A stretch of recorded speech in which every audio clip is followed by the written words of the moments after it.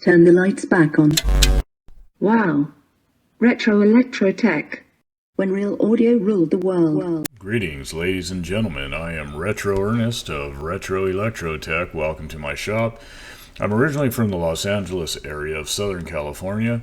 I'm now in the state of Maine, where I operate my full-time brick and mortar shop, where I specialize in vintage audio repair and restoration, or what's classified as vintage audio nowadays.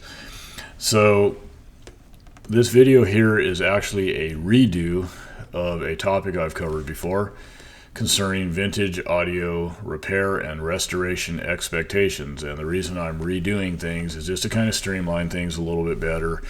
I have a Word document pulled up on my screen with with a little list of talking points. So I'm not reading off a script like a politician or a fake news anchor person, but I just want to, again, keep kind of on course, keep things streamlined, and cover details that perhaps I didn't cover over in a more thorough manner the first time around.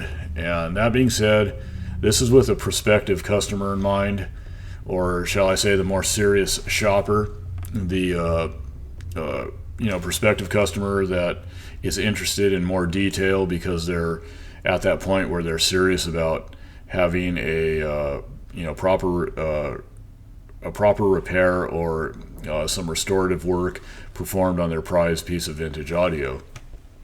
And there's considerations that need to be given to that, and some know, some do not. So I'm going to get into those considerations and the realities of what it truly takes to have such work performed in a manner that's going to provide results that you, the prospective customer, can be satisfied with. Because I'm assuming that most people want longevity out of their equipment. They want to bring up that reliability factor to a high level, and at the same time, of course, bring that sonic performance or the sonic characteristics to that sweet spot that they remember when their equipment was new. If, for example, you're the original owner of the equipment, or you just lived through the period that I refer to as the golden age of audio, and you remember the fine sound of these great receivers and amplifiers and so forth. So that's important to cover this topic for those who are interested in the information. Yes, some prospective customers don't want that level of information. They just want to know, hey, can you repair my old stereo here? What is it going to cost, and so forth. But for the again, more serious shopper, this is a topic that I've referred to before as a long time coming. And even though it's going to be a lengthier topic, it's obviously a video, so you can choose not to watch it, or you could watch it in segments, or whatever the case, from the comfort of your home while you're sitting there cracking open a cold one and just relaxing and whatever. So I'm going to dive into this and keep it as non-technical in nature as possible, because again, it's for the prospective customer.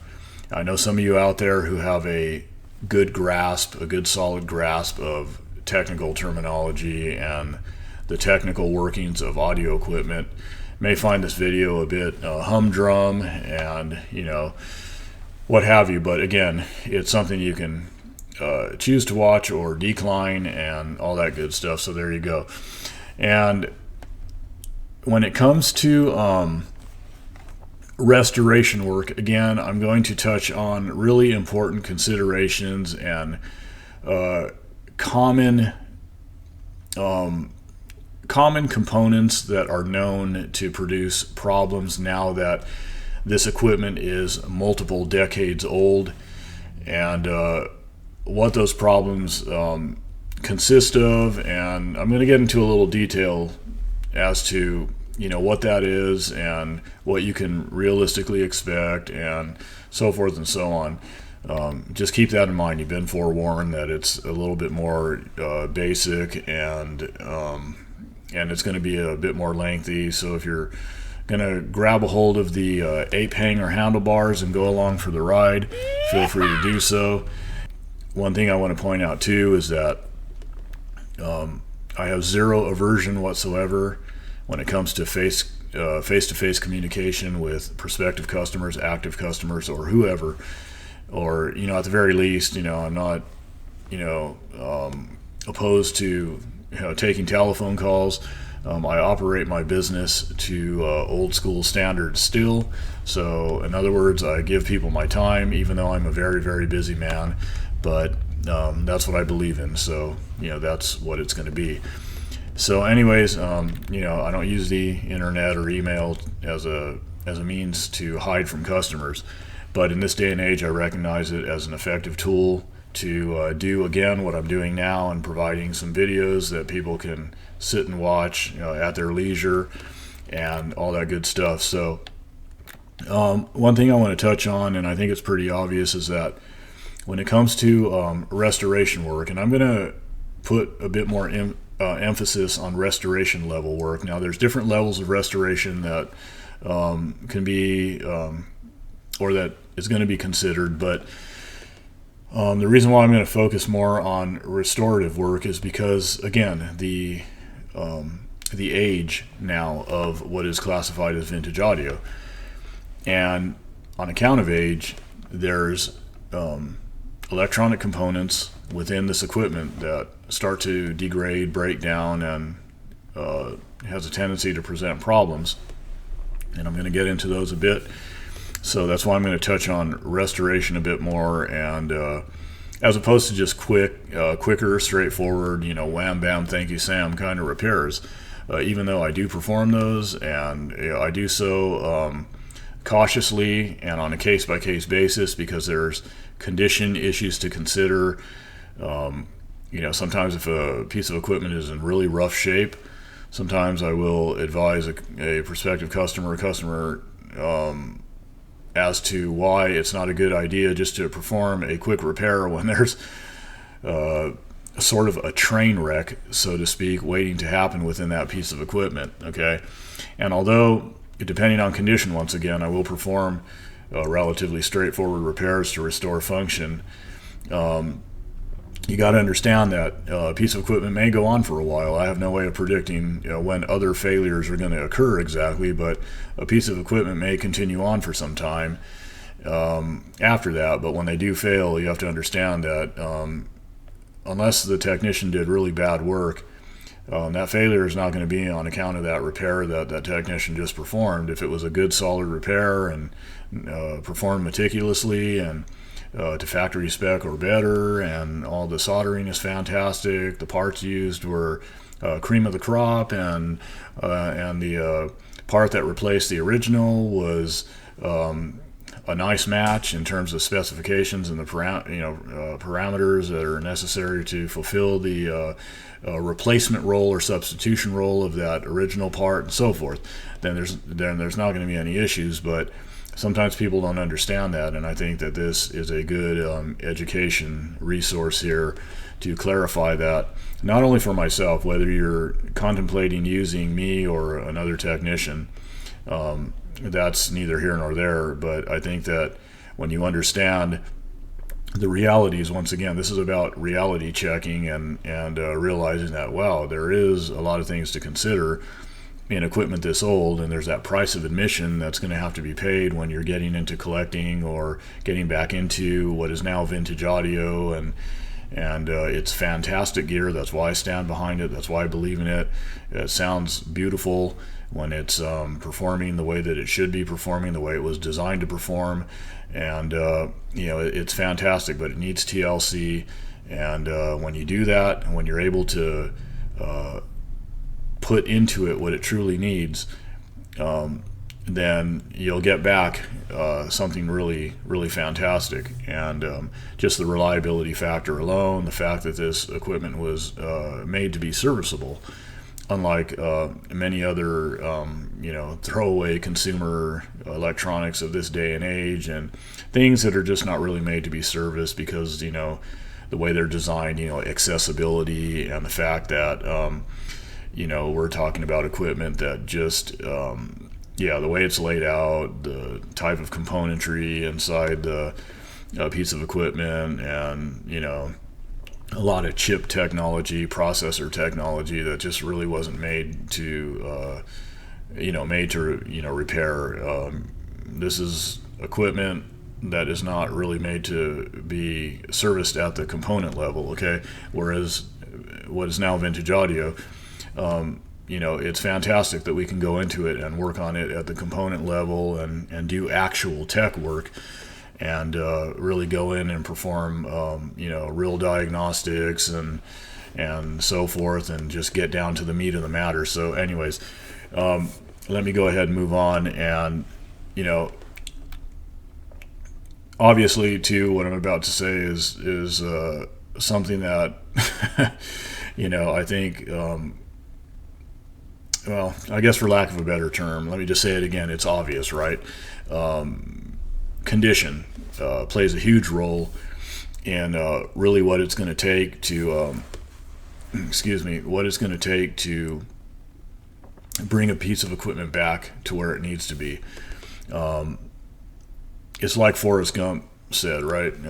It's like a box of chocolates. You never know what you're going to get, or whatever, however he said it, And it really is true. I see equipment all the time, and across the board, it's all different as far as condition. Everything from thrashed to pristine to everything in between, and how it lived out its life. Again, man, I have a little itch going on, like I'm going to sneeze or something. But anyways, yeah, condition is a huge factor. I'm going to get into that a little bit more. But really, I want to start by talking about what restoration work entails, okay, and what it doesn't. Let's start there, because I'm focusing on restoration because this equipment now is at that point where it needs restorative work to bring it up where it needs to be, or where it should be. And does restoration mean that a technician is obligated to go in there and replace every single part contained within a piece of equipment? No, sir, no, ma'am, it does not. That's not realistic. And there's a few other considerations. First of all, a stereo amplifier, a stereo receiver, or a vintage synthesizer, whatever the case, contains a vast population of electronic components. And if you were to just go in there and our tech was to go in there and just shotgun everything and just replace everything, and with good intentions, and wow, I'm making everything new again, fantastic. Well, not only is it going to just totally change the character of that piece of equipment, but you're going to potentially, and more than likely, introduce a whole host of other problems that weren't there before. And, I guess for lack of a better term, because remember, I'm trying to keep this simple and not get overly technical so that you're sitting there drawing a blank saying, what the heck is this guy talking about? But, you're just gonna change around the math in that piece of equipment. Remember, the engineers that designed this stuff and performed all the math and calculations and exhaustive testing and whatnot, did all that for a reason. You go in there, you start disrupting things. You're looking at problems. Okay, you're flirting with disaster, and this equipment could get finicky, and you can go in there and you can replace parts with parts that match up as close to spec as the originals and all that, but you can still vary things to the point where, again, you can introduce problems. So that's why careful consideration has to be given to replacing or substituting parts in all cases, even if you're not going through and trying to replace every part. But even when you legitimately have to go in and replace a component, a capacitor, a transistor, whatever the case, you have to be really careful in what you choose to replace that part with. and how it's going to behave in the circuit and how it's going to interact with the surrounding circuitry, if there's going to be any problems or whatever the case. Kind of like medication, is there going to be an adverse reaction? So I'm not going to get too deep into that, but realistically, you're not going to go in and just replace everything and with the intent to make it new again. That's kind of unrealistic, and the cost in doing that. I know somebody came to me and said, "Hey, Retro Ernest, I want you to replace every single part in this."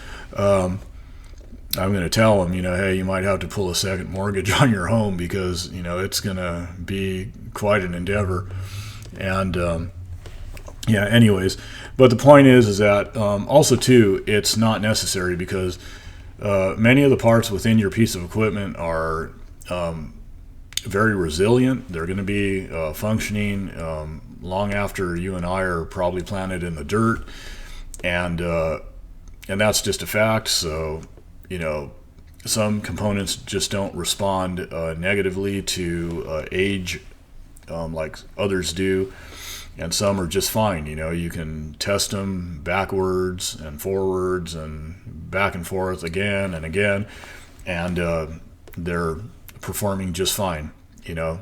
Everything is where it needs to be.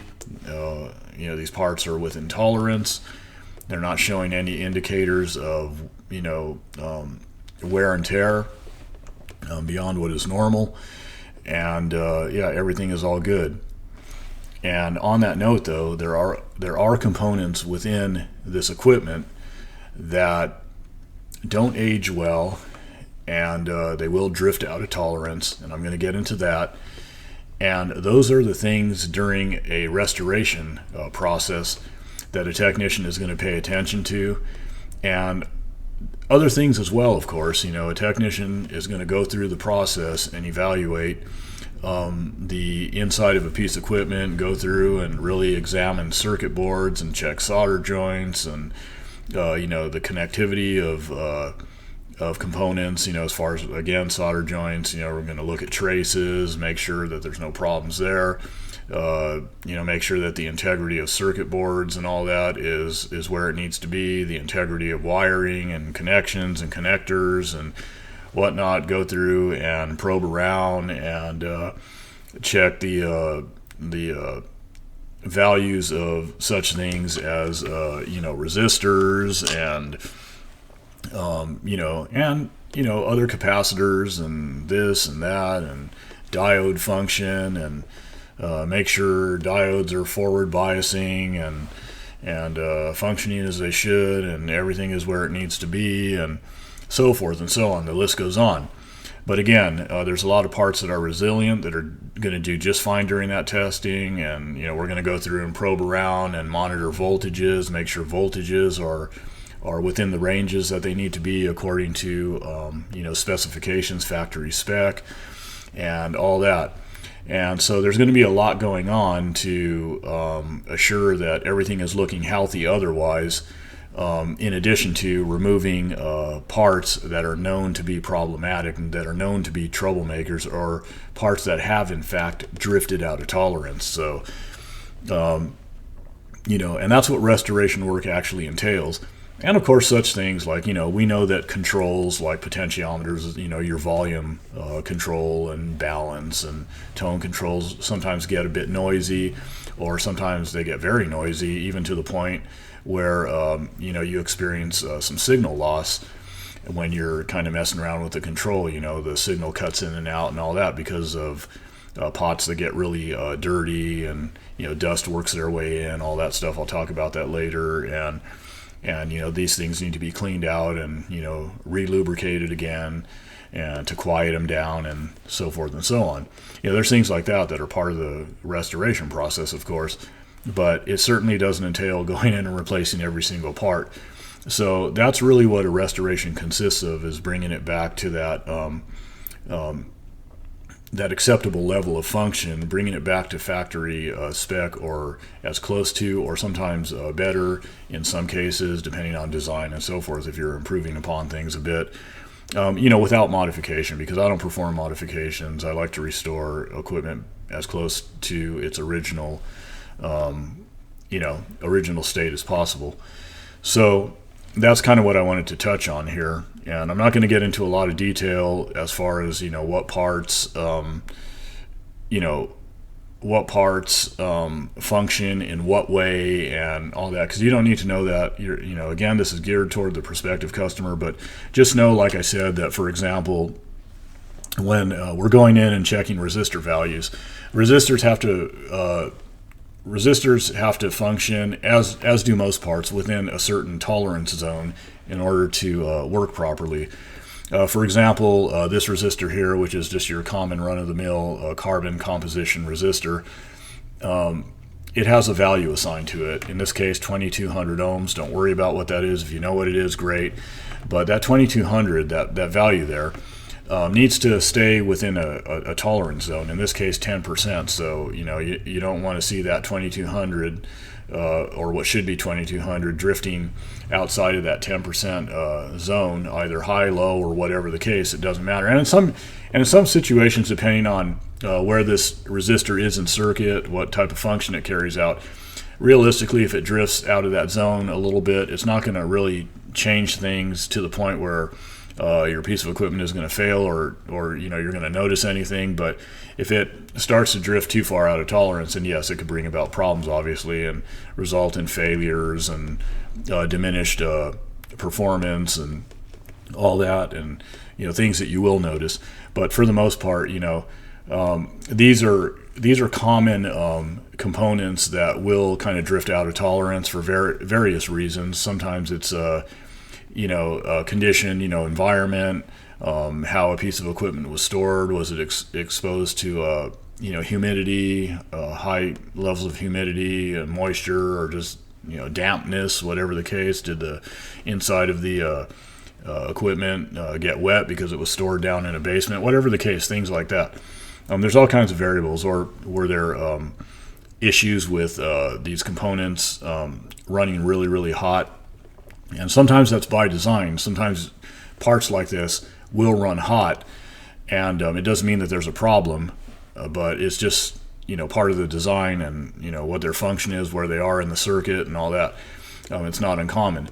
But sometimes when parts overheat and they run too hot, it's because there is a problem. So things like that I'm bringing up because a person should be aware of that.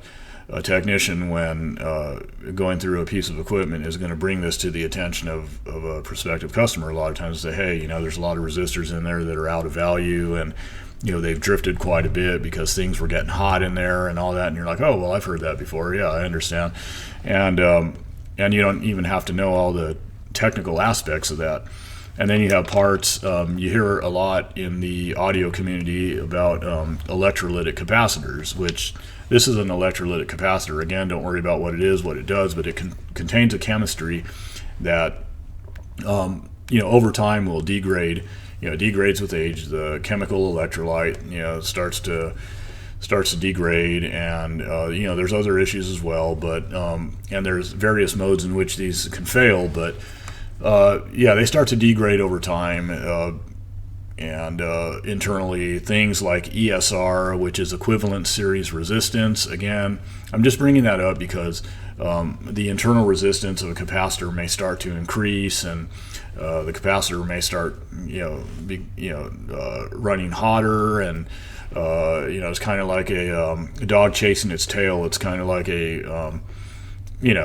it's kind of like one of those effects where, it just keeps getting worse and worse. As it gets hotter, it breaks down more, and so forth and so on. And these things can fail quietly, or they can fail catastrophically and cause widespread damage and take out other components in their path, and damage other components within the circuit, in other words, and do some pretty serious damage. So that's something you need to be aware of too, because what I'm mentioning again is a common issue. The way capacitors degrade and fail, sometimes silently, sometimes loud. They can go pop and make big scary noises, and the dogs in the neighborhood will run in all directions. The cats will go up the trees. The children will be crying and screaming, and people will be changing their underwear and all that stuff. So that's a reality.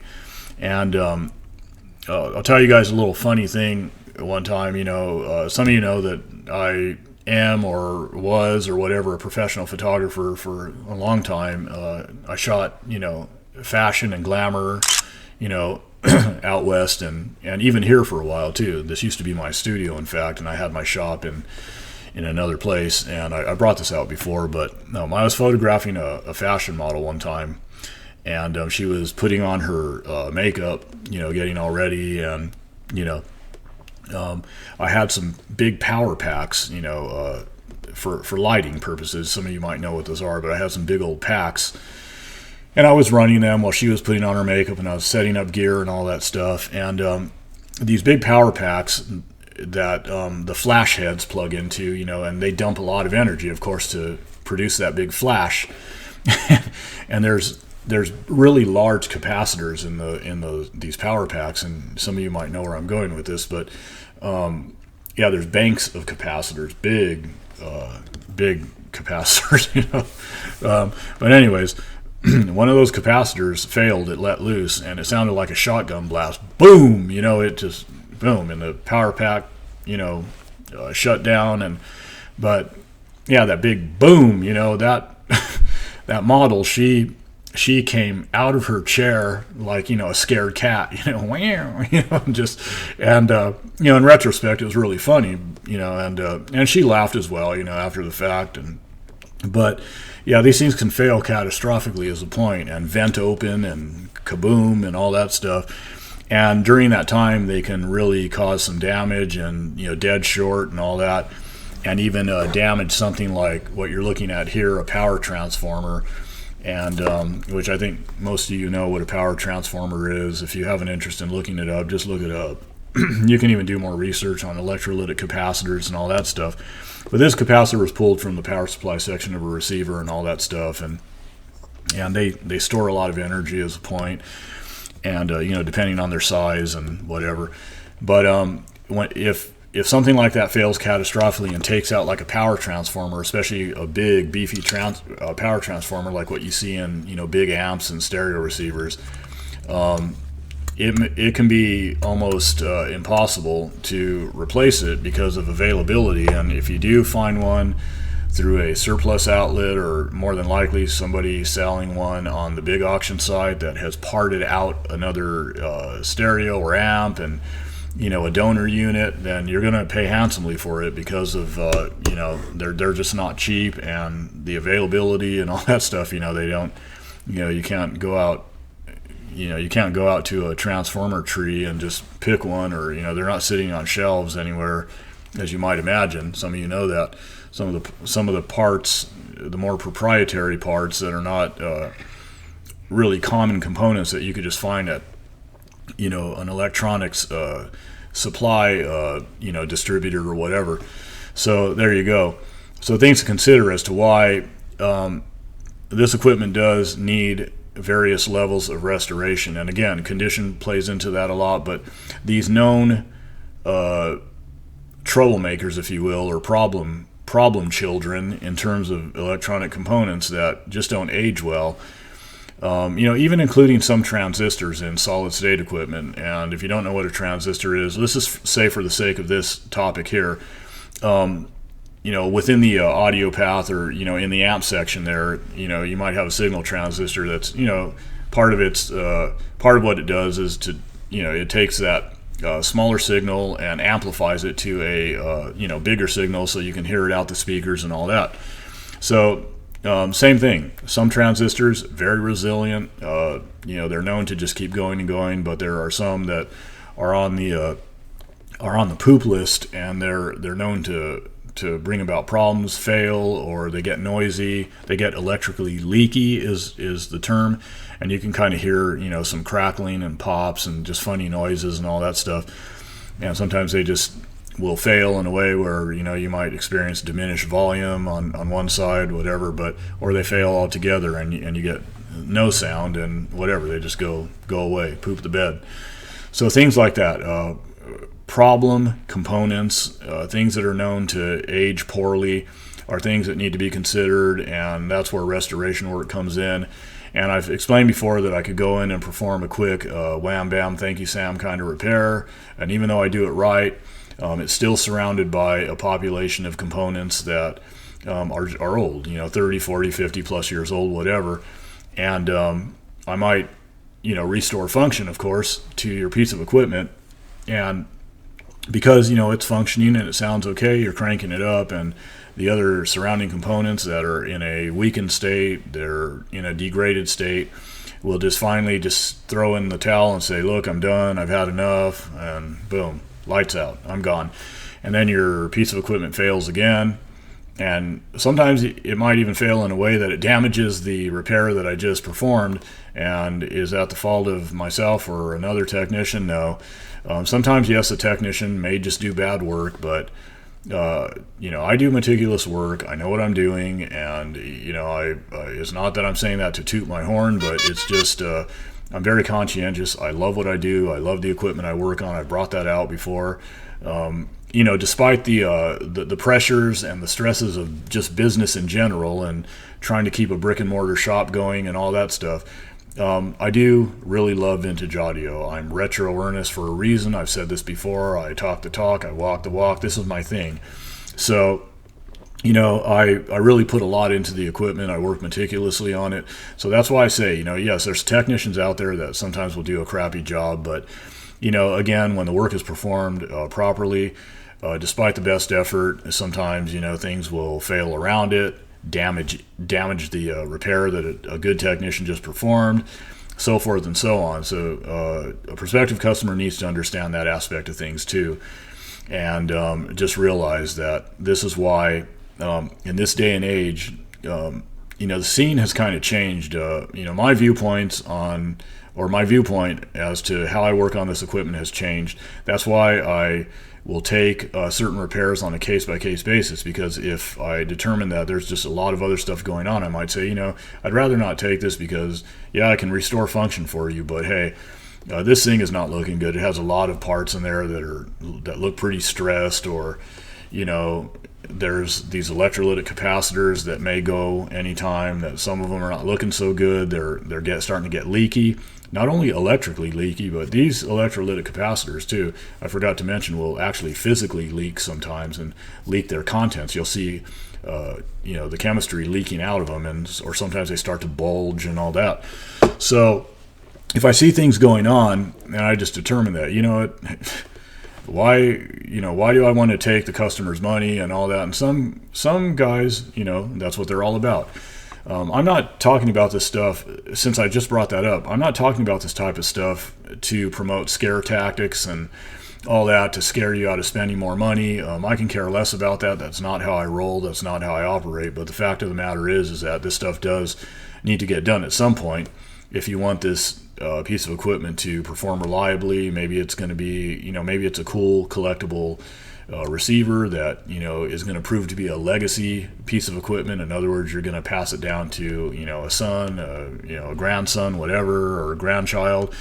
And yeah, I mean, you don't want just a patch repair, a band-aid repair performed. So that's just stuff that I wanted to bring up. And this stuff can go on and on. Condition, like I said, I receive stuff that sometimes is in really pristine shape. It was well cared for, and the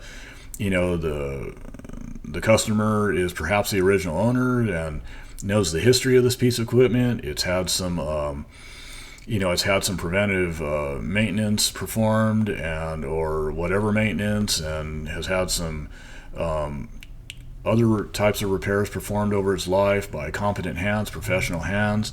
Whereas other equipment is just in really rough shape. It's had hands in it that should not have been inside, that have caused all kinds of damage. It's the way it's been stored, and it's been exposed to environmental conditions that are not so good, and even temperature extremes like hot attics and cold attics in the winter, and just a whole lot of expansion and contraction going on with temperature changes, compromising connections, solder joints, traces, this, that, temperature extremes that have brought about problems with moving parts in mechanized audio equipment like tape decks and turntables. You got little gears and levers and plastic parts sometimes that degrade with high heat, and you have belts,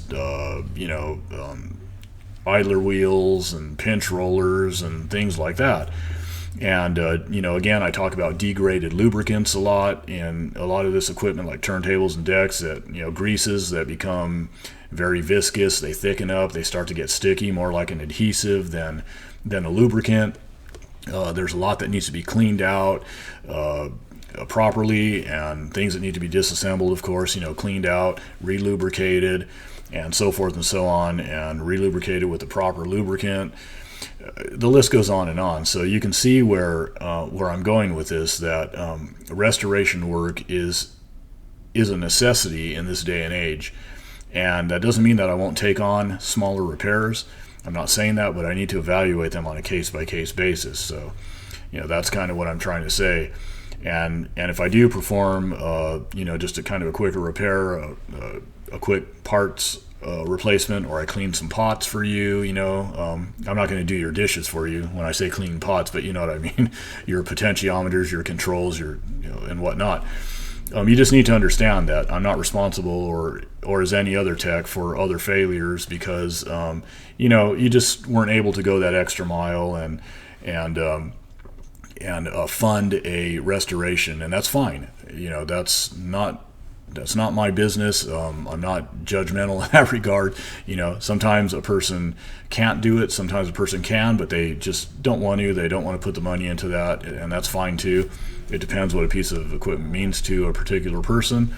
Not everybody is sentimental about their equipment the way that a guy like me is, or some of my customers that, they've had it forever, they love it, they grew up with it, it's a familiar friend, and or it was passed down to them by a family member that's no longer with them, whatever the case, or just the era it represents. They just dig it. It's a cool piece of equipment, kind of like the way I feel about the stuff. But that's my point, is that putting a lot of money into something is not for everybody. And I use the car analogy a lot, that classic car, antique car, you can replace some parts in it just to get it up and running, and but it has a lot of other old parts that are pretty rough, that have seen better days. There's a lot of wear and tear going on.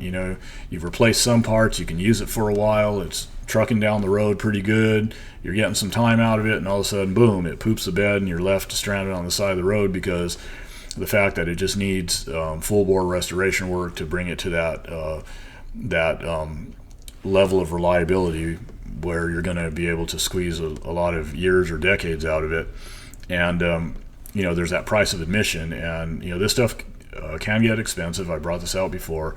I'm honest with my customers, but the fact of the matter is, I also don't work for free. I have, lights to keep on, bills to pay. I'm running a full-time shop, and nobody should have to work for peanuts anyways. And the point is that although I'm honest with people, I'm also honest in saying that the restoration of audio equipment, depending on condition, how much needs to be done, the level of restoration being performed, can get costly, yes.